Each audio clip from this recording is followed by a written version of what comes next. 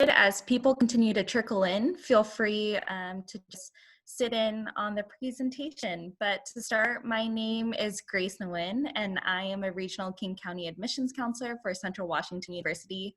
Thank you so much for sitting in on this presentation today. We are going to cover a lot of information in a short amount of time, but no worries, you're always welcome to reach out to us at the end of the day if you have any other questions. Today, we're going to cover just some basic information about financial aid. We're going to talk about a lot of definitions that you might hear of some buzzwords when it comes to financial aid. We're going to cover what a typical financial aid award could look like, and then we're also going to chat about some tips that we have for you. So to get started, I just want to quickly introduce our group. We are with ARROW, or the Association for Regional Representatives of Oregon and Washington. So all of us are regional admissions counselors, meaning we aren't actually based on our home campus. We are based throughout the Oregon and Washington area, which we'll talk about in just a bit. I did also want to forewarn everybody that, again, we are regional admissions counselors, so we're not financial aid experts. Those would be financial aid counselors, but we can guide you to financial aid counselors if you have very specific questions or a specific circumstance overall. But let's get started. So, like I said, my name is Grace, and a few of my colleagues are here on this call with me today as well, and they'll introduce themselves in a bit. But I am with Central Washington University. We are a medium-sized public school in the state of Washington.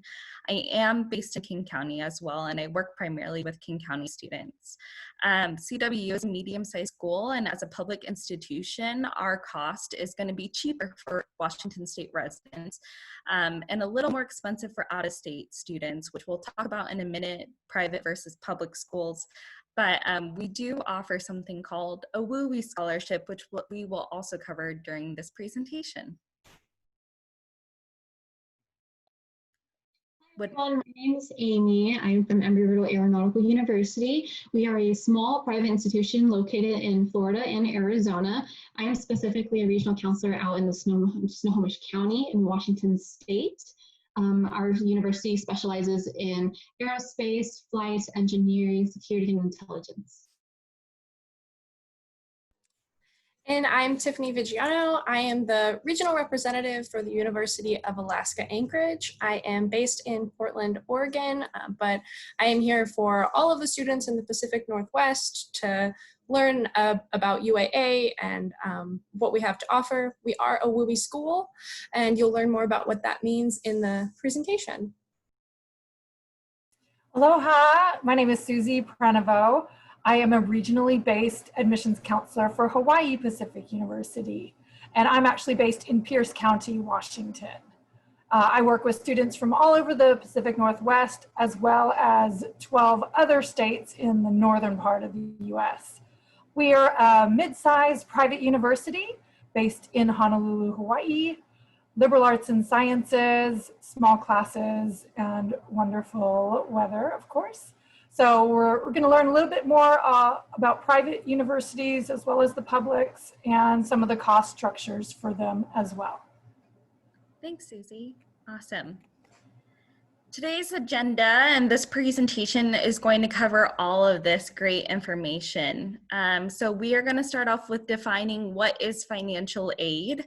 We're going to talk about the FAFSA, the WASFA, and the ORSAA, which I will talk about it in a minute, even though it sounds like a bunch of acronyms right now. We're going to look at breaking down the award, kind of seeing what a financial aid award is full of and what's a part of the financial aid award. We're going to compare costs and look at a couple of different institutions to see what a typical cost could look like for you. And we are going to end with some tips and tricks. So first, I want to define what financial aid is. I think oftentimes students hear the word financial aid when it comes to college, and they might separate it from either scholarships, or they might think it's a little different, but in general, financial aid is just money to help pay for college or whatever you pursue after your high school pathway. So this is going to be a mix of all these really great words, and we'll break it down in just a minute. But financial aid can consist of grants, it can consist of work study, loans, scholarships, and even tuition discounts. So all of it in together is what financial aid is. It's not separate from scholarships or anything like that. So in general, schools present you with a financial aid award, and it can be a mix of all of this depending upon your circumstance. And that's kind of how you break down how to make it affordable or what's feasible for you and your family. Really quickly, we want to talk about the difference between public and private schools. So something to know is that public and private schools differ in quite a few different ways besides just financial aid. But one of the biggest things is class sizes and the demographic as well. With private schools, oftentimes you're looking at smaller class sizes, whereas public schools, you're looking at bigger class sizes just because of the size of the institution overall. And both institutions are also funded in very different ways, which impacts the financial aid award. Public schools aren't funded by the state, and they kind of run off of donations as well as tuition. So that's usually why tuition at private schools are a lot higher, whereas public schools are funded by the state since they are opened specifically for a lower cost for the residents of that state. So because there's extra funding coming in, it often looks a little smaller in overall tuition cost. And that is what we call sticker price versus actual price. So when you compare public and private institutions, you'll notice that private schools, their sticker price, or what it looks like when it's advertised, is very usually large or a little larger than what you'd imagine at a public school. So looking at private schools, a lot of them range from the $45,000 to the $60,000 range, and that's the sticker price. Whereas the public institution sticker price can look a little lower, such as anything from $12,000 to $15,000 for tuition. Now, even though public or private schools, have a higher sticker price, the actual price to attend a private school can be just about as much as it is to attend a public school too. That's because oftentimes private schools do offer more merit scholarships or other types of scholarships for students and their families. And so oftentimes those extra things that are part of the financial aid award can bump down the actual price of the institution of a private school to be relatively competitive with a public school or even cheaper sometimes. Susie, am I missing anything?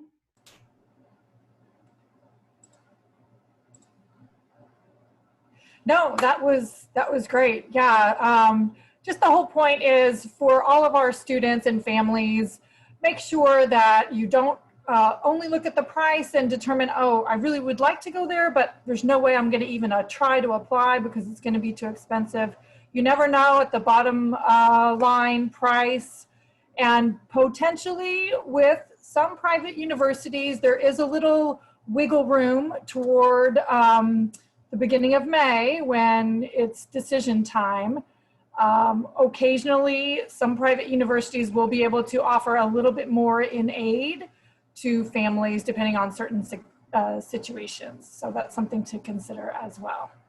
Definitely. Thanks, Susie. Okay, moving on, we are going to talk about the FAFSA and the WASFA and the ORSAA.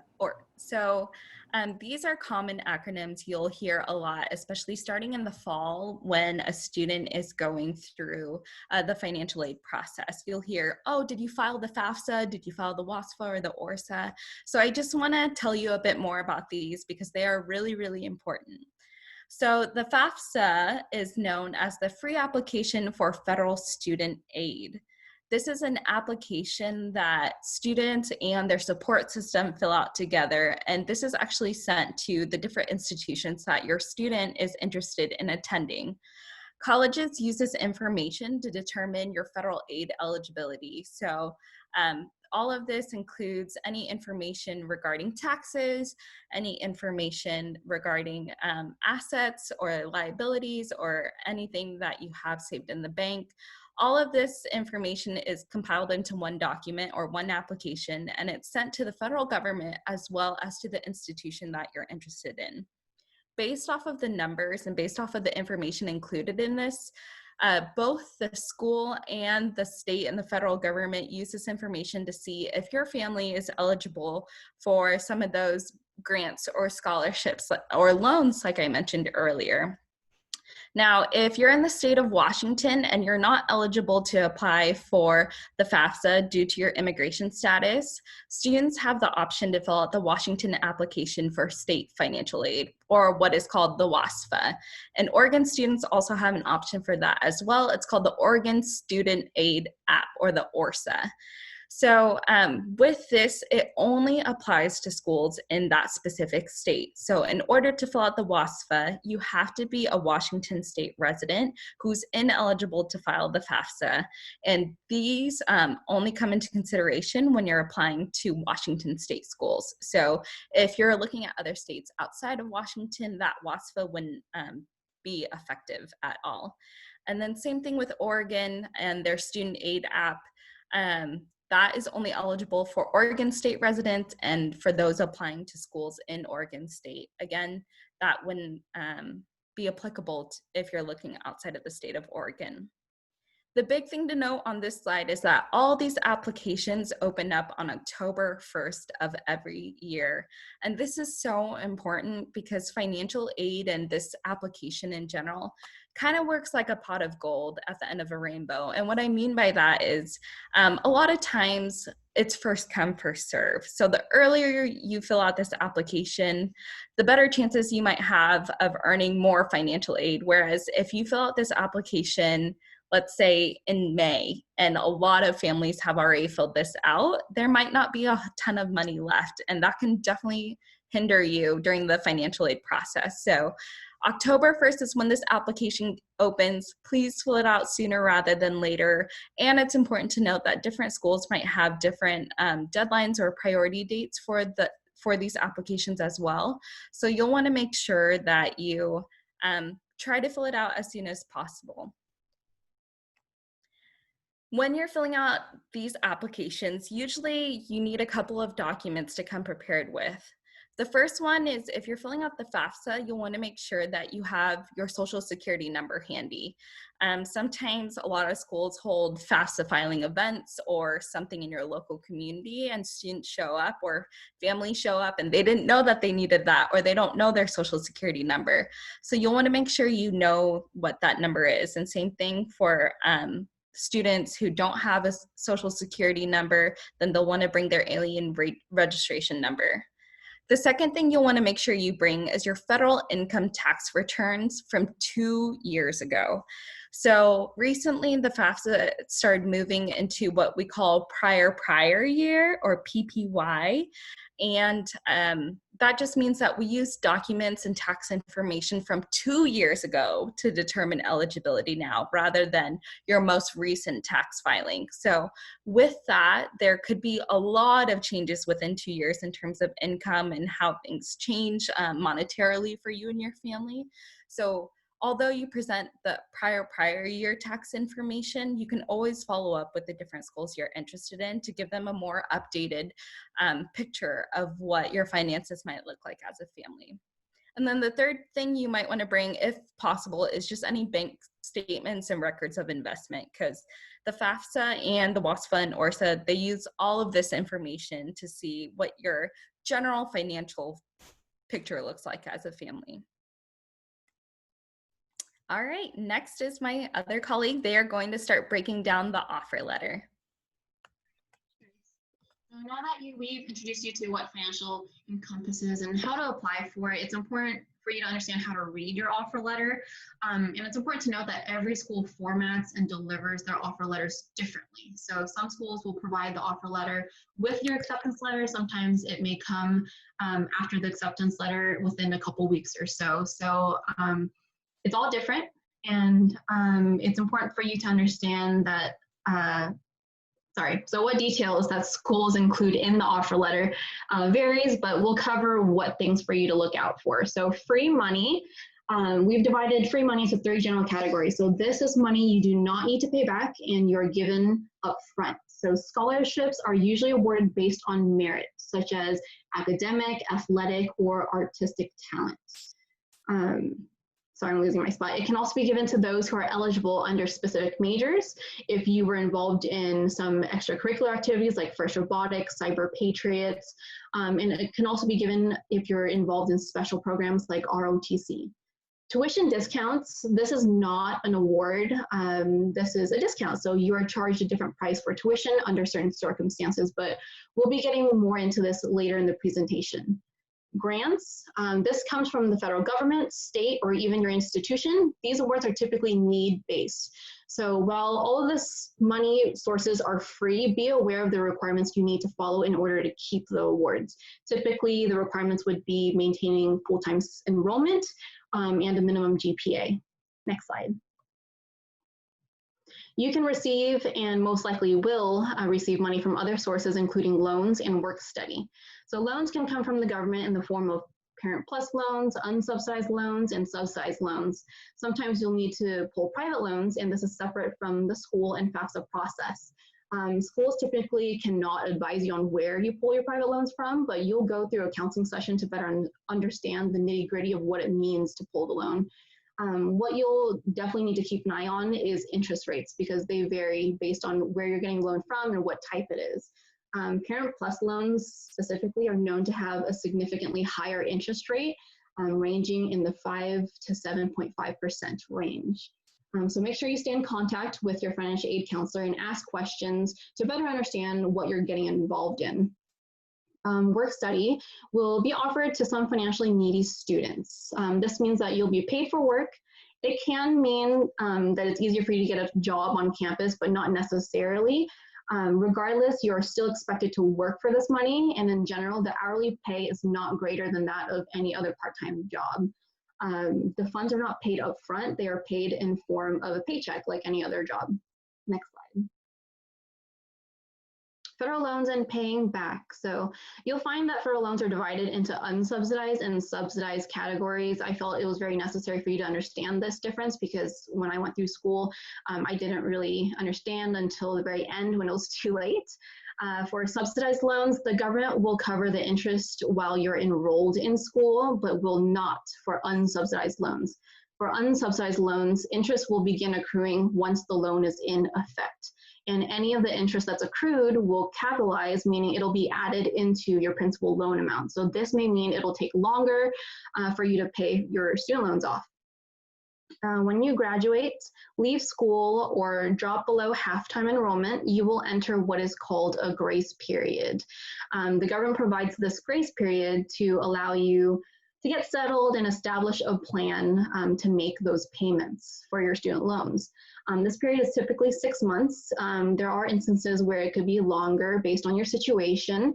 And there are payment deferrals that you can request, and it can be granted under certain circumstances, like if you were to go back to school and go into a graduate program, if you have a medical condition that's preventing you going into the military, Peace Corps, or if you have any other economic hardship that's preventing you. Next slide. Expected family contributions. So how much, if any, grant, loans, and work study you are offered is dependent on your expected family contribution. EFC is what we call it. So your EFC comes from standardized calculations made by the federal government when you submit your FAFSA application. If you're high need, your EFC is 0, but this number can change annually. And typically what schools will look at is your EFC when they are trying to award you need-based aid, or if they're trying to award you any appeal, so any additional aid that you're requesting outside of what you've already earned through merit or academic history. Next slide. And this is an example that we threw in of a fictitious university. So you can see how it's kind of laid out. This is like the ideal university that lists out your financial aid, and under that umbrella, there's the free money, so your grants and scholarships, the loans that's coming from the government, and you can see it's broken down between subsidized and unsubsidized loans. The estimated cost of attendance. This paragraph varies greatly based on the institution. Sometimes they'll include both direct and indirect costs, but sometimes they don't. So you can see it's broken down between tuition, fees, room and board, so room in your dormitories and your meal plans, books and supplies, transportation, and educational costs, or other things that are indirect costs of attending a college. And then you can see at the end, that's the total balance. So the difference that you are expected to pay either out of pocket or you would need to go back and pull extra loans. There are also payment plans that schools can offer that you can work in implementing with the cashiers and financial aid counselor. But Susie, I know this, you added this in. Do you have any other things you wanted to speak on? Sorry, it takes a couple of seconds to unmute and video myself. Yeah, so this, when you as a parent or student receive your financial aid award letter, the award letter typically comes to you after you've been accepted. So depending on the university, it could be just a few weeks after acceptance, right away after acceptance, or some universities wait and do all their financial aid letters at one time, perhaps in February or March or so. So really take your time to compare award letters and compare apples to apples as well. It could be that I'm going to talk a little bit about differences in cost of living further along in this presentation, but it's really important to compare everything: tuition, housing. The direct costs are the money that goes directly to the university. So that is what comes out of your awards first. Your scholarships, everything goes towards tuition. Once that's completely paid for, then the rest of it will go towards on-campus housing. After that, if there's extra financial aid that's left over, that'll usually come to the student to be able to pay for books and pay for living expenses and others. So that's kind of, a good way of checking it out, making sure that you are understanding the award letter and asking financial aid if you have questions about that award letter as well.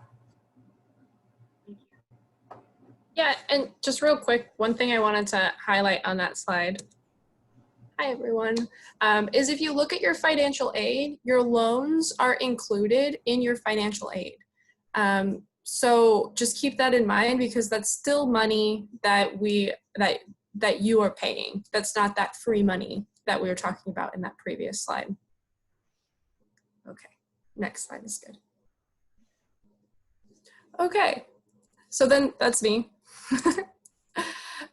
It's important to remember that these monies need to be used to cover your true costs. So true cost of attendance is money that will actually be expected, that you'll actually be expected to pay out of your or your family's own pocket at some point. And when we're going over some factors, we're going to go over some factors that will influence that true cost. So in respect to tuition discount programs can save you money by charging less than out-of-state tuition at an out-of-state institution. And as we mentioned, or we may have mentioned before, some institutions don't charge out-of-state tuition at all, but public institutions, they charge out-of-state tuition unless you're participating in a tuition discount program. So next slide. So the most popular tuition discount program, the one that you all should be aware of since you are coming from presumably Oregon or Washington, is WUE. It stands for the Western Undergraduate Exchange. Maybe you caught our presentation on it earlier today, but just in case y'all didn't, we wanted to make sure that you had some fundamental understanding of how it might impact your financial aid.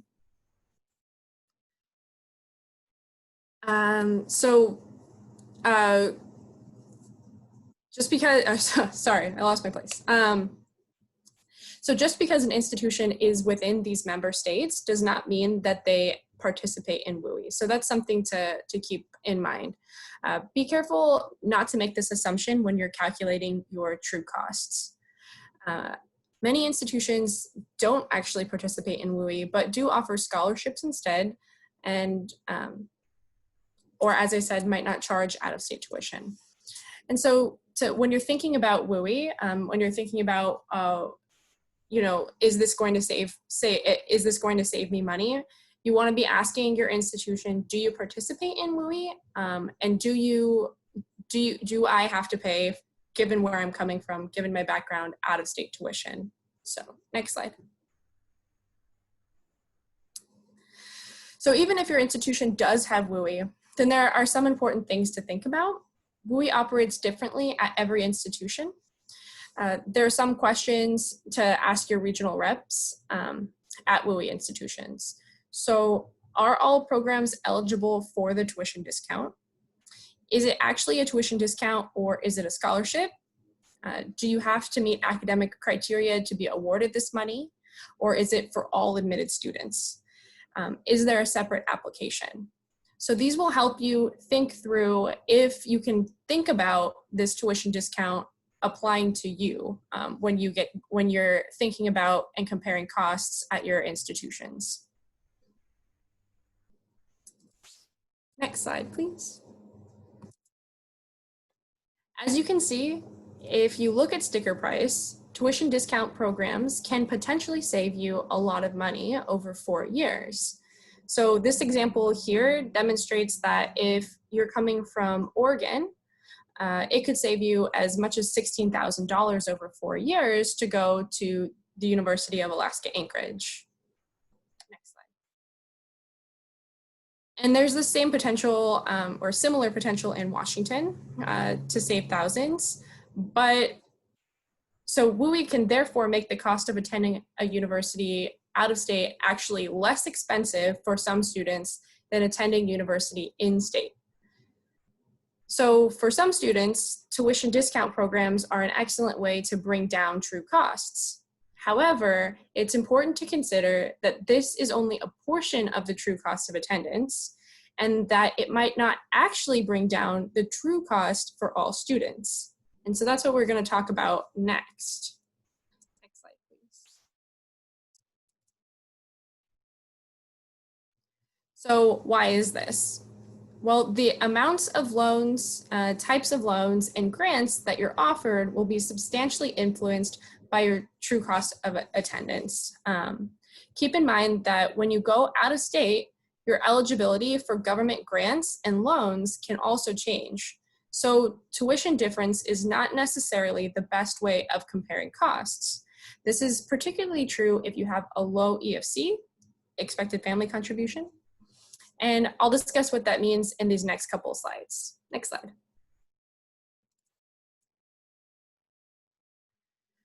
When you go out of state, you're still eligible for federal aid monies, so federal aid money. Depending on your expected family contribution, this might include a Pell Grant, so free money, and federal loans, so money that will need to be paid back, subsidized loans that don't accumulate interest while you're in school, so they're more desirable, unsubsidized loans that accumulate interest while you're in school and out after school. In both cases, any interest that you accumulate, that's going to increase your long-term true cost of attendance. Most loans are directly to the student, but some loans, like the Parent Plus loan, it requires a guardian cosigner, and that guardian must have their credit approved, and sometimes they're denied. When you choose to go out of state, that may be forfeiting some of the state aid that you may qualify for. So state aid, meaning maybe grants, free money, you might not be able to use when you go to an out-of-state institution. Not everyone will qualify for state aid, so it will depend on your need. And if you are a high need student, meaning that you have a low expected family contribution or EFC, then you're going to want to ask your institution of interest some questions like, can you make up for this missing state aid? Or if you can, when you make up for that missing state aid, will it be in the form of loans or scholarships? So remember that loans will add to your true cost of attendance. Scholarships or grants won't.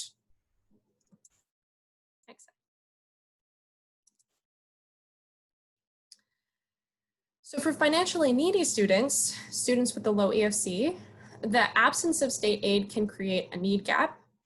This means that your family is expected to pay less money than your cost of attendance after you have exhausted all of your aid. Another way of saying that is your expected family contribution is lower than the aid offered to you. If you believe that you might find yourself in this position, here's some questions to ask your financial aid advisor at your potential institution. And so here I'm going to emphasize financial aid advisor, and remember that we're on this call admissions counselors and admissions reps, regional representatives, and we can give you some, broad information, but it's really, really a great idea to spend time talking to a financial aid counselor at your specific institution, because they're going to be able to best answer these questions. So questions might be, is your out-of-state institution committed to filling this need gap?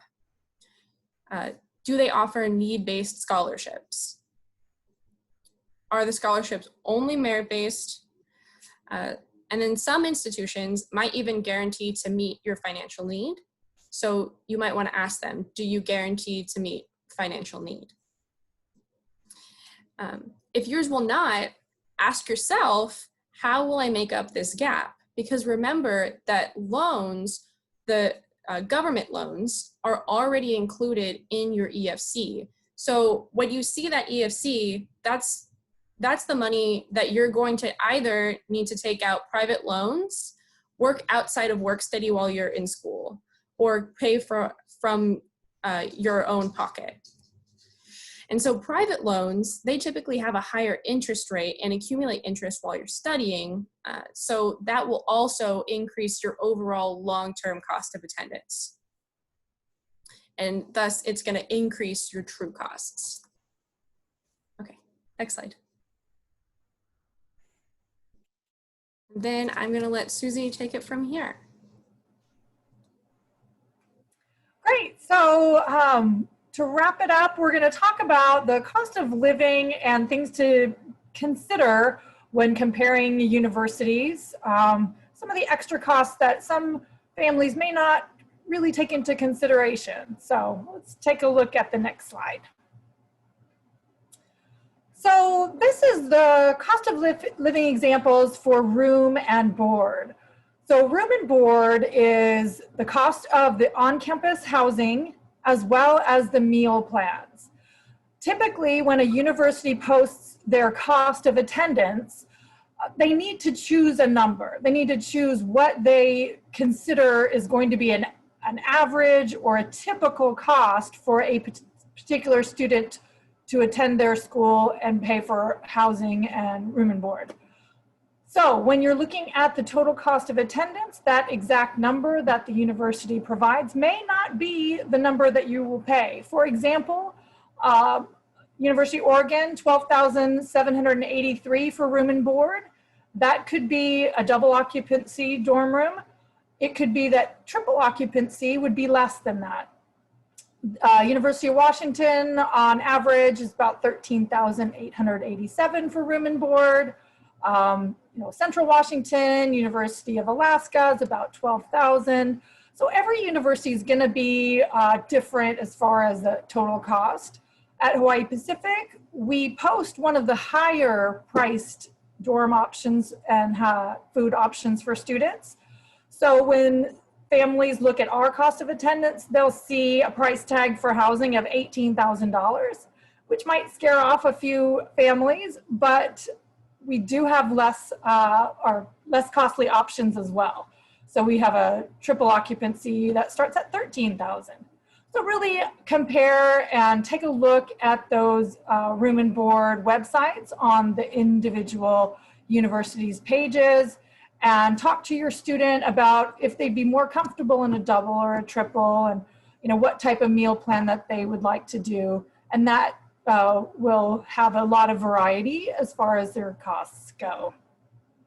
Other things to keep in mind is transportation. Is your student going to have a car there on campus? How much is parking?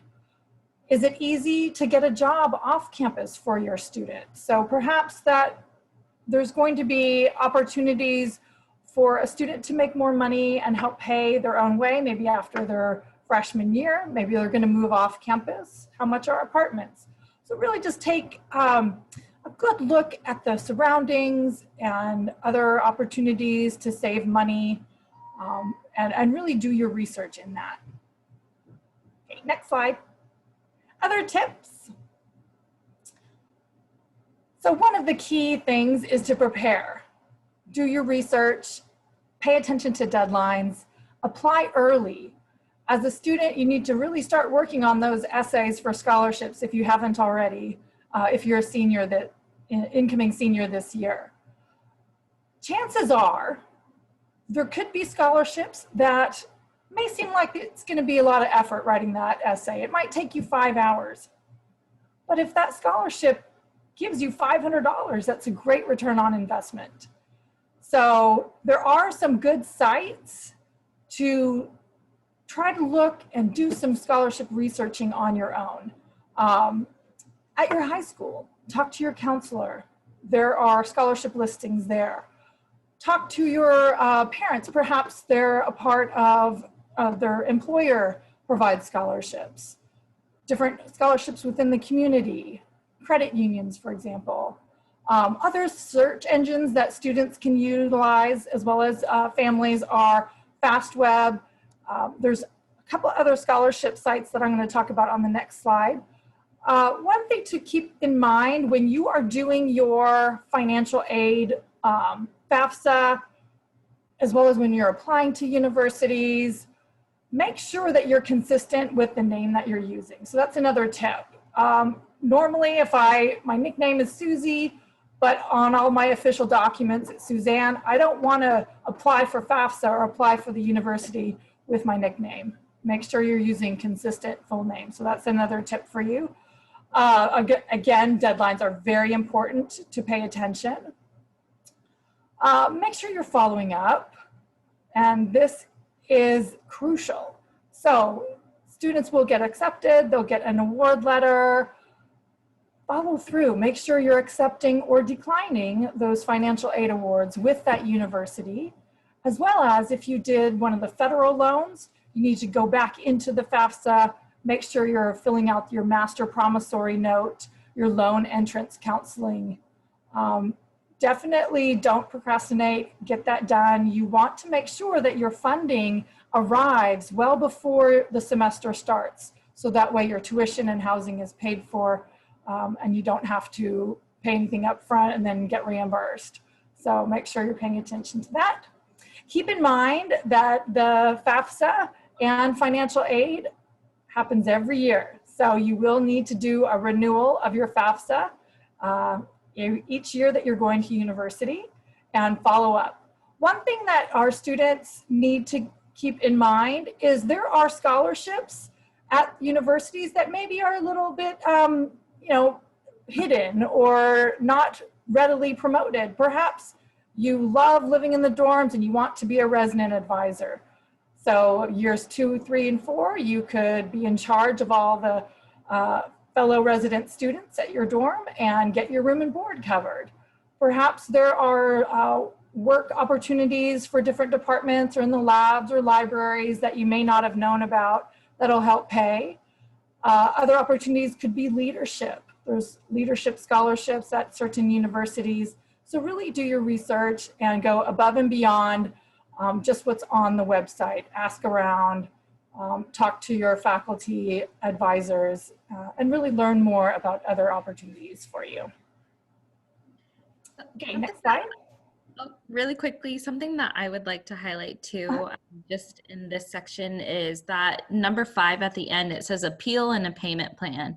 So earlier I mentioned that sometimes the FAFSA doesn't completely show you a real accurate picture of what your finances might look like, since it takes information from about 2 years ago. So oftentimes a lot of universities offer circumstantial opportunities to appeal the financial aid award that your family was presented with. And so if there is an option for that, and if that fits your specific situation, then I would say reach out to the financial aid office and see if you can fill out a form with more accurate information or anything that the FAFSA didn't cover. Also, oftentimes, a lot of universities, if you looked on the financial aid award example that we presented, oftentimes a lot of universities have a payment plan option. So rather than paying your bill up front, if that's too much, then you can ask to break down your total bill for the year by either 10 months or 12 months, whatever works best for you. And you want to make sure that you inquire about that and see what type of policies follow with that, just because sometimes there might be extra interest or there might be a certain fee that you have to pay to enroll in the payment plan. So make sure that you know those options as well. Great, excellent, yes. So just a couple of, oh, go ahead, Amy. So make the most of your college experience. Sometimes if you're involved in certain projects, seminars, you can get subsidized, your tuition subsidized that way, or even attending career fairs and getting in touch with employers. And sometimes if you're given a conditional offer by a future employer upon graduation, they might be willing to pay a portion of your the rest of your tuition to get you finished through school, and then you'll be working with them. So make the most of your college experience, get connected with every event on campus, stay connected with your counselors, and just always be curious and ask questions. Great. Okay, just a couple of more scholarship search websites. One of them, one of my colleagues just found out about Going Merry. So that is a search engine, does not sell your information. It conveniently packages or pre-vets the scholarships so that you kind of weed out the ones that you may not qualify for. And it bundles the scholarships so you can do one application for multiple scholarships. So I haven't heard about that one, but definitely, because I have a rising senior in high school, I'm going to be checking out that site for sure. And then College Board Opportunity Scholarships, that's a great site for searching for scholarships. Please keep in mind, scholarship searches, FAFSA is free. Do not pay for someone to do this for you. It is free. You know, don't believe like, oh, we'll get you extra money if you pay us. No, you can do it on your own. So, yeah, and that's something. That's something that I'll say on this Going Merry. They offer you the opportunity. I don't know. They offer you the option to like pay to have them do your FAFSA for you. It's you don't need to do that. It's not there. Yeah, I agree with Susie. Like, so don't fall into that. But they are a good resource for just finding scholarships. But you don't have to use them to fill out your FAFSA, and I would actually not recommend doing that at all. Yeah, definitely. And it's not that hard. I have a sophomore in college right now, and again, a rising senior. So I've done the FAFSA. You just have to have all your paperwork in front of you. It really isn't too hard. It took less than an hour. So definitely do that. Okay, and just some more information. Definitely utilize the financial aid at the colleges that you or your student is interested in. And also talk with the counselors that you have on hand at your high school or your college if you're going to community college. Arrow, our group, has resources, and we are hosting many different virtual presentations. Also, keep in mind, as regional representatives for our universities, we're here to help students. So if you have any questions, definitely don't feel afraid to ask your admissions counselor, because that's what we're here for. So anyway, definitely explore your options at the Arrow presentations. Check out our website for the directory. It has the participating universities as well as the regional counselors' contact information. And again, definitely reach out to us. And then you can contact us and just let us know you're interested. If there's a financial aid or other question that we possibly don't know, we can refer you to those at our campuses that can help you.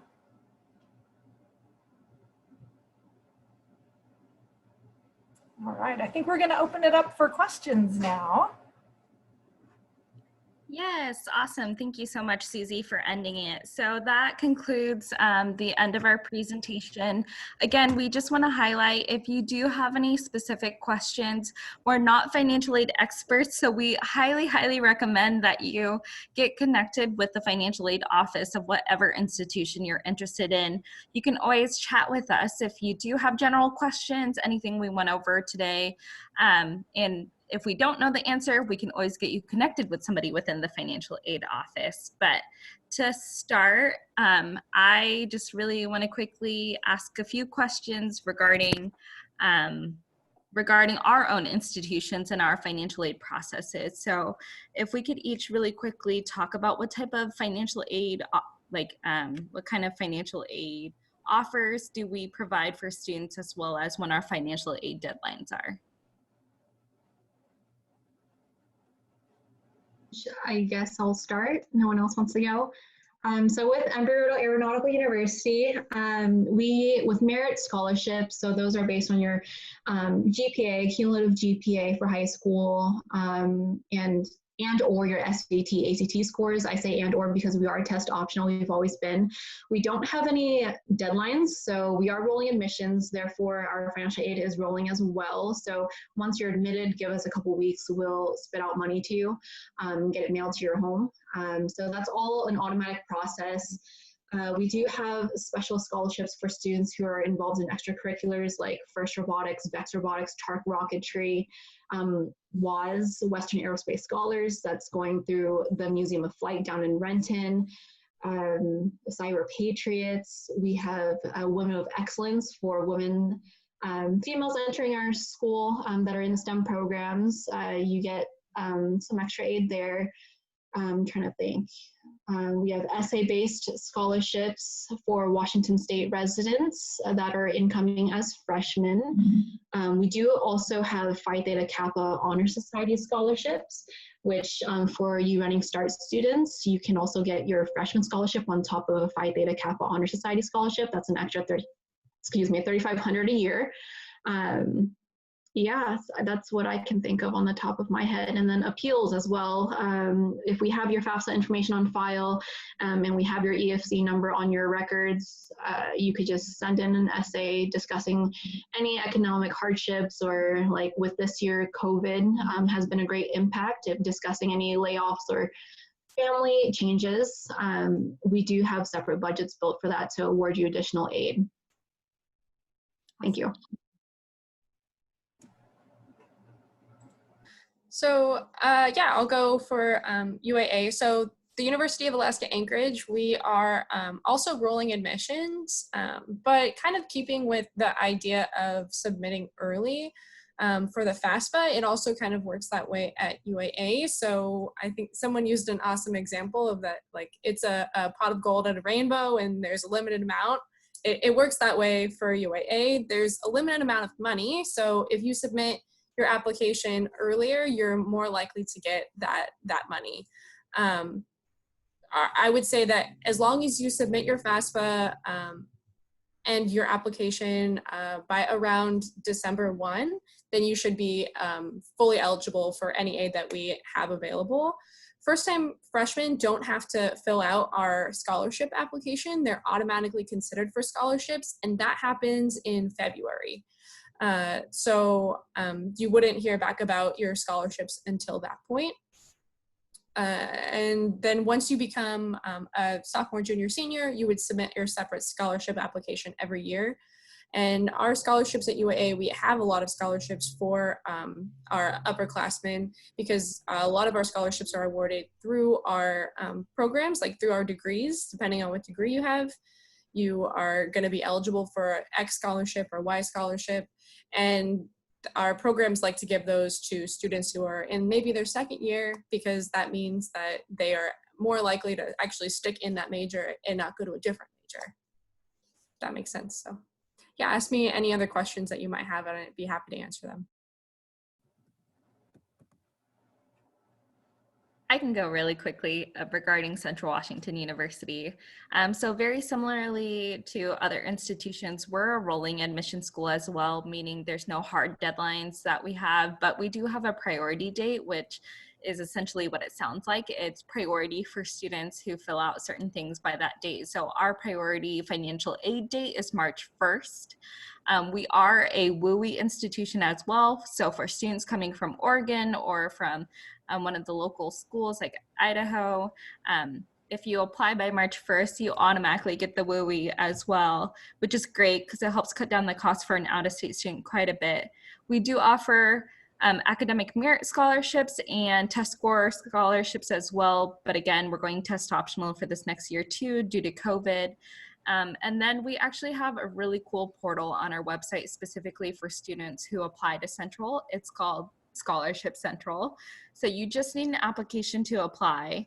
And then you fill out this one application, very similarly to Going Merry. It's you fill out one application and we sift through over 300 scholarships, Central specific scholarships that you might be eligible for. And at the end, it produces, you know, however many scholarships you're eligible for. And there might be an extra step or two to actually apply to those scholarships, including maybe an essay or a letter of recommendation.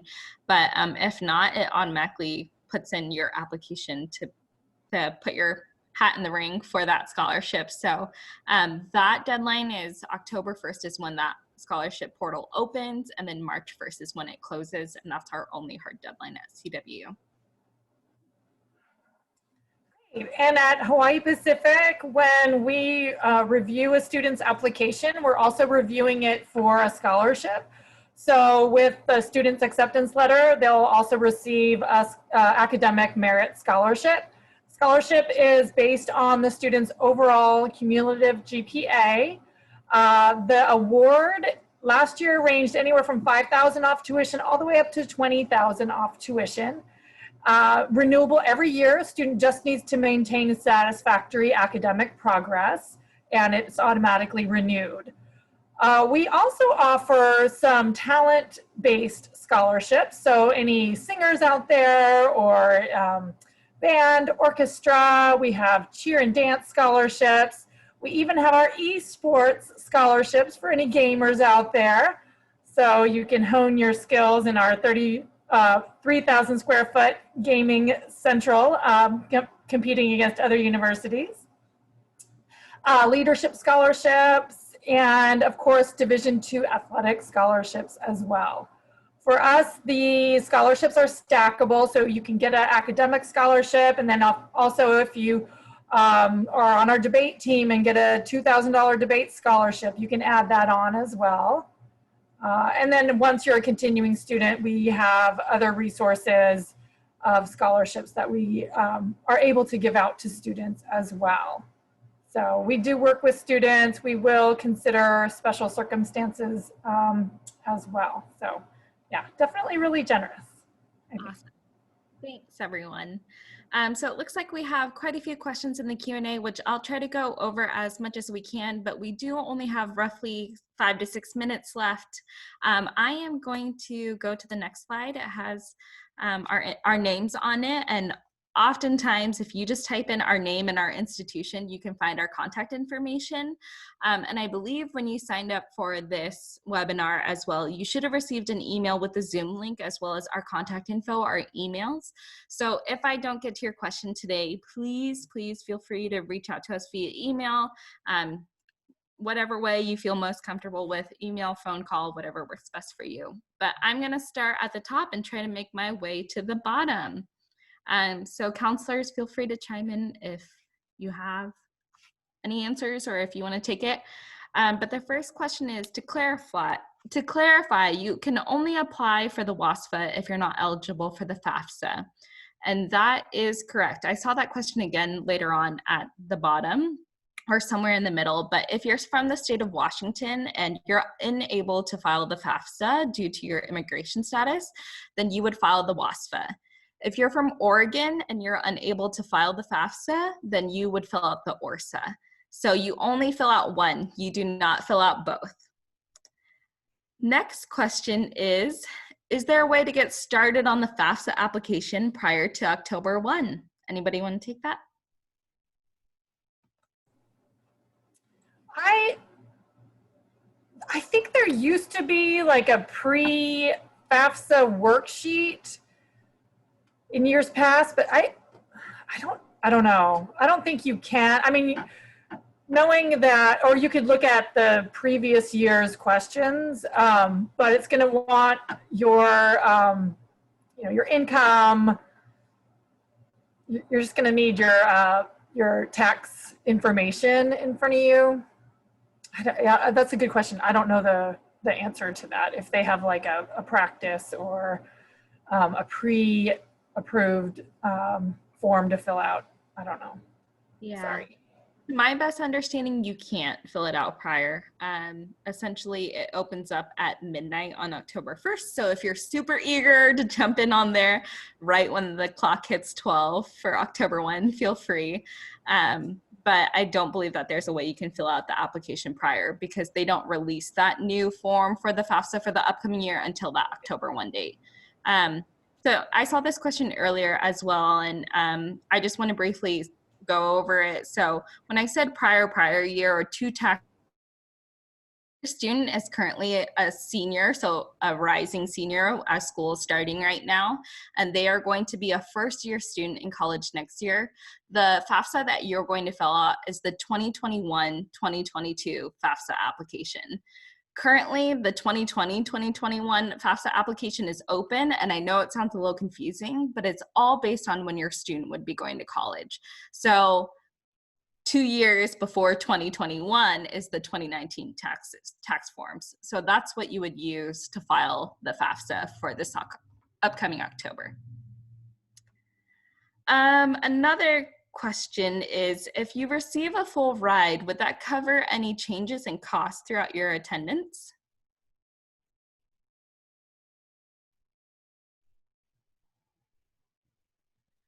I mean, I can try to answer. I think the answer is probably going to be it's dependent on the institution. In my experience, we don't necessarily offer like full rides. Like you don't get a letter that says like, here's your full ride. It would be like, here's all of the aid that's going to end up covering all of your costs. So if the tuition changed the next year, your award is also probably going to change the next year, and that change in that award could theoretically still continue to cover all of your costs, or it might not. Yeah, that's a good point. Sorry.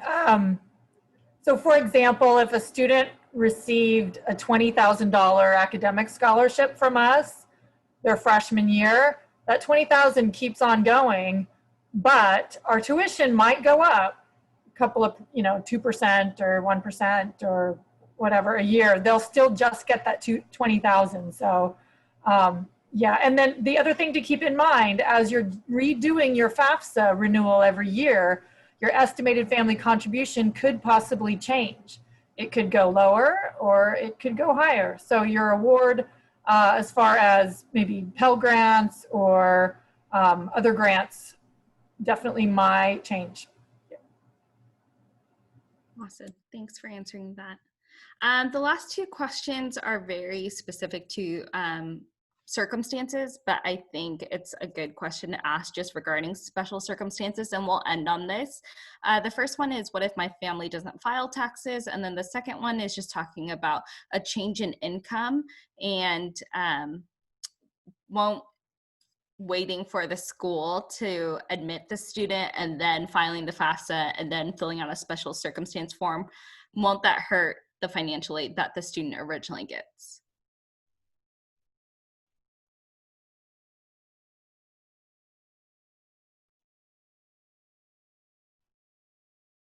I can start this one too, if people feel most comfortable. For the first one regarding the not filing taxes, then that would be something you would want to work with your institution on. That is definitely a special circumstance. And so oftentimes they'll have you write up something, so that you'll want to make sure you contact an Office of Financial Aid for. And then the second one regarding the change in income, so it is kind of a process, and that's something, and that's a good reason why you want to make sure that you fill out the application to the school early, as well as the FAFSA early on, because usually depending upon when that school comes out with their admission decision, you have a short window to make sure that all those changes come in before your student decides to commit to a school by May 1 or whenever they do. So If your circumstance has changed, you'll want to make sure your student applies early, is admitted whenever they are. Make sure you file the FAFSA early. And then if you want to prepare the documents or reach out to that specific institution and say like, hey, the FAFSA doesn't clearly lay out my financial picture. Do you have a special circumstance form? Preparing ahead of time so that when their first financial aid letter comes out and then you have the documents ready and you can just send it in and they'll revisit that financial aid award helps them a lot, and that'll help quicken the process essentially. Yeah, financial aid offices have a process what's called professional judgment. So taking into account those changes and circumstances, you can work with a financial aid counselor to kind of iron things out and see what the financial aid office can do and what they can kind of pull together for your special circumstance. So that's the thing with us being in admissions, we can help direct you to point of contacts, and we could give you a general idea of, well, this is kind of the cost of attendance, this is what you should expect to kind of pay out of pocket based on historically what students have gone through. But the person that has access to like your FAFSA information and can pull money out of their back pocket, out of the office's back pocket, is your financial aid counselor. So definitely stay in touch with them. Yes. Awesome. Well, thank you so much for everyone for joining us today. That's all the time that we have.